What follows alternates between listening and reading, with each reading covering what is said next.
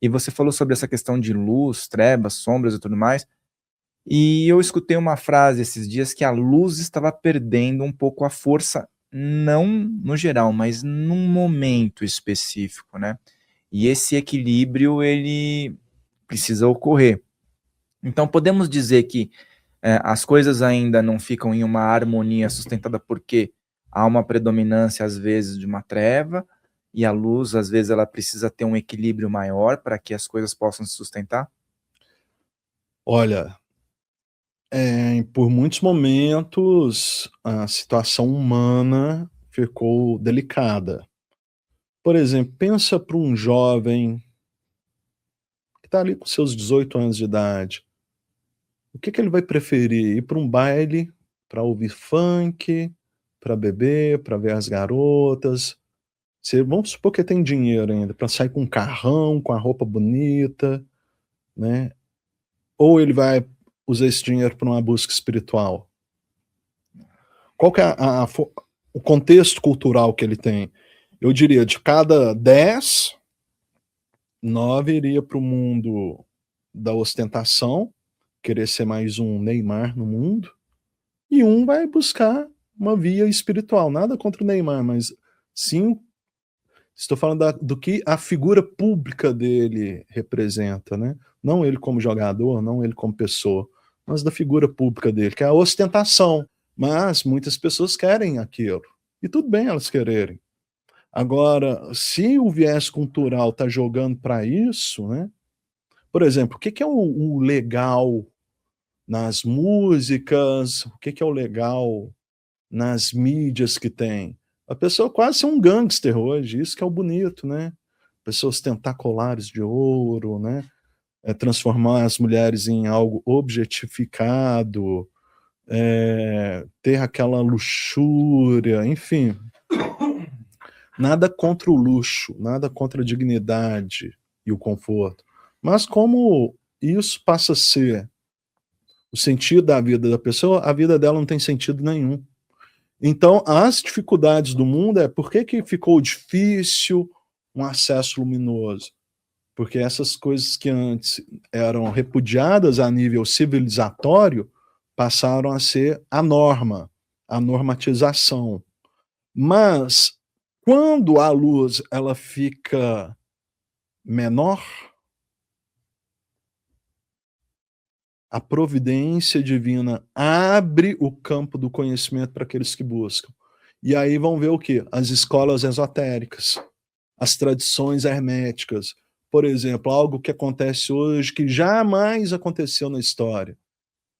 Tem um movimento como o meu, tem uma escola ali explicando hermetismo, cabala, magia, abrindo o jogo para quem quer buscar. O meu não é exclusivo, existem outros no mundo muito dignos, né. Então, por exemplo, por que que uma tradição da Golden Dawn hoje foi revivificada, voltou a ter evidência? Porque é necessário. Por que se busca tradições maçônicas e legítimas? Porque é necessário.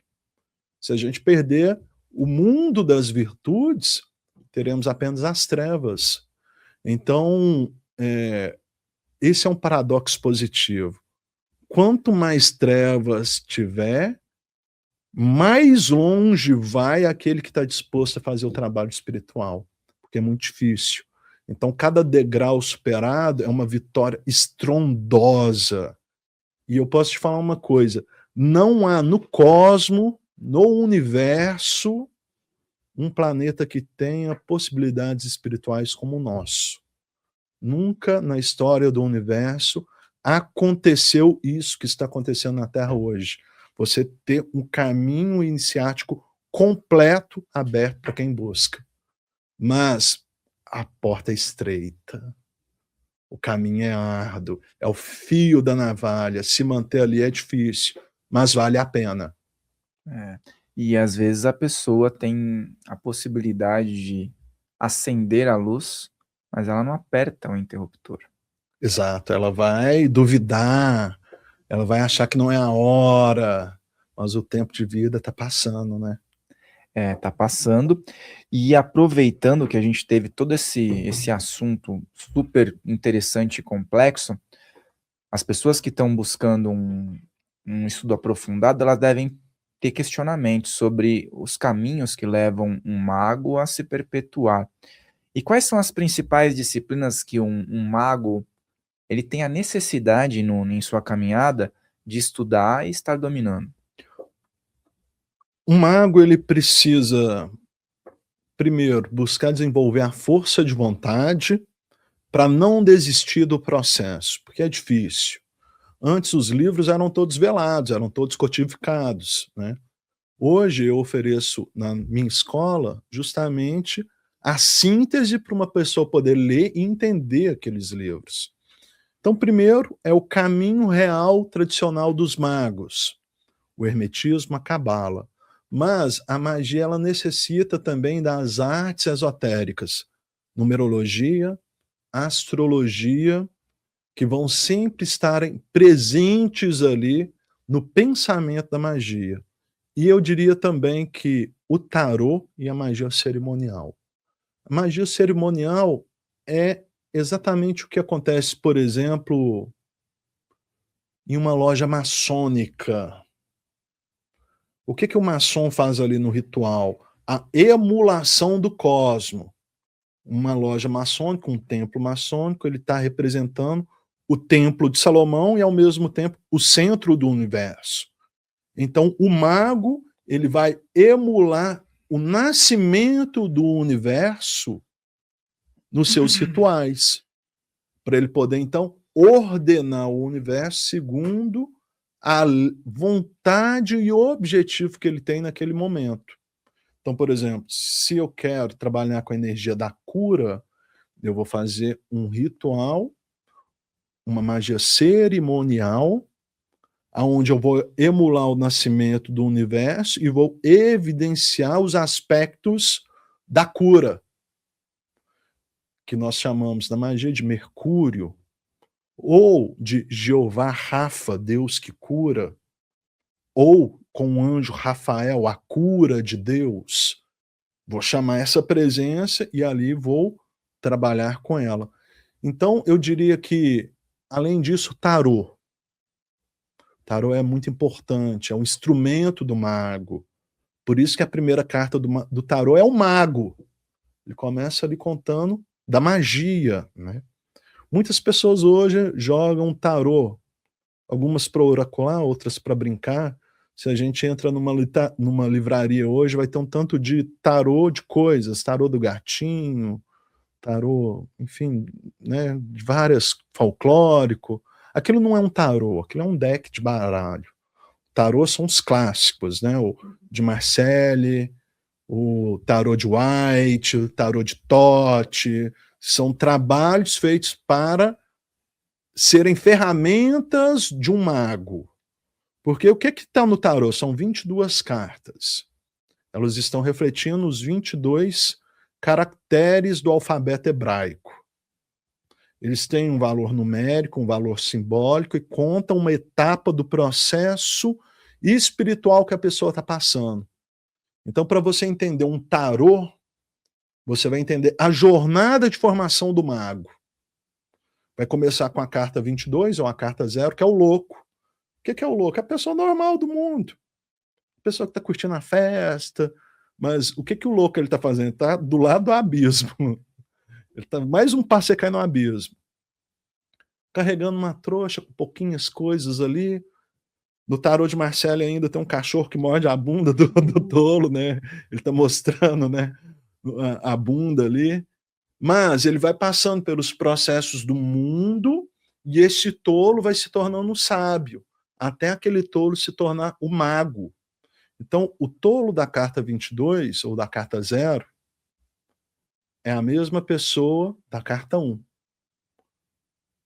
Que ali ele adquiriu o que? O domínio sobre os elementos. É a mesma pessoa que está na carta 9, o eremita que já está velho, atravessando o deserto da vida, mas com luz própria. É aquela mesma pessoa na carta 5 que se torna uma hierarquia espiritual, o Papa.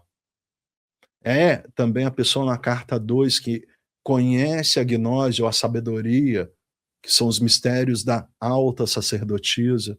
E por fim, ele consegue atingir a carta número 1.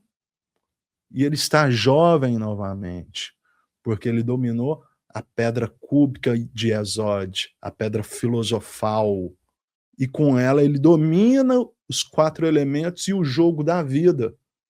Então o mago na carta 1 é aquele jovem que não vê sua tarefa como algo cansativo, mas é aquela pessoa que está concentrada como uma criança que brinca seriamente com o seu brinquedo. Ele está divertido, mas ele está vivendo a emulação toda que o brinquedo permite.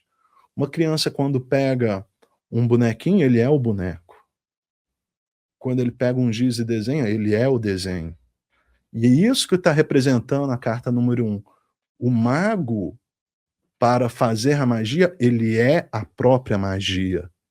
Então, quando o mago ele diz as palavras de poder, ele quer vibrar o universo todo. E aí a realidade vai se cristalizando nele, vai se materializando.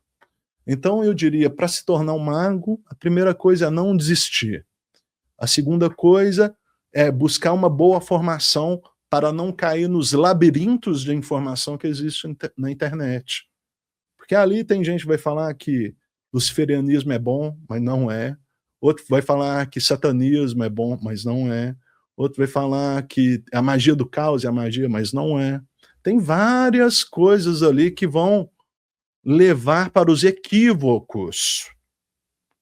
E quando uma pessoa vai ficando muito equivocada, vai ficando frustrada e desiste. Aquilo vai perdendo sentido para ela. Então eu diria, busque uma tradição séria, uma escola boa de magia que vai dar uma formação para a vida. A iniciação é a vida como um todo. A magia é a vida sabiamente vivida, uma vida profundamente vivida. Nós temos que nos humanizar, e esse é um paradoxo bonito, se a gente busca a divindade. Para buscar a divindade, nós temos que viver por completa experiência humana. Então, temos que valorizar a luz e as trevas. Se eu estou triste, eu quero viver a tristeza. Eu não quero oprimir minha tristeza. Eu quero entender o que me faz sofrer. Por que aquilo dói em mim. Se eu estou feliz, eu vou celebrar. A vida tem que ser um banquete. A gente tem que escolher o que é bom para nós, para nos alimentarmos. E termos uma experiência de vida completa, profunda, porque a vida ela tem um tempo para terminar. E a gente tem que sair dessa experiência com uma satisfação de viver. É profundo isso, e a gente está falando de responsabilidade. Foi muito bom os termos que foram colocados, porque eu procuro trazer aqui para o público, inclusive, pessoal, deixem os comentários positivos, façam perguntas, sempre convido o convidado a vir aqui nos comentários para ter também uma participação, às vezes responder perguntas. Então coloque aqui, deixe o seu like, compartilha e se inscreva, porque é muito importante, porque quando o convidado volta, você é informado de uma forma mais tranquila, né, pessoal? Então façam esse protocolo, e aqui a gente procura trazer sempre convidados para elucidar e trazer um caminho.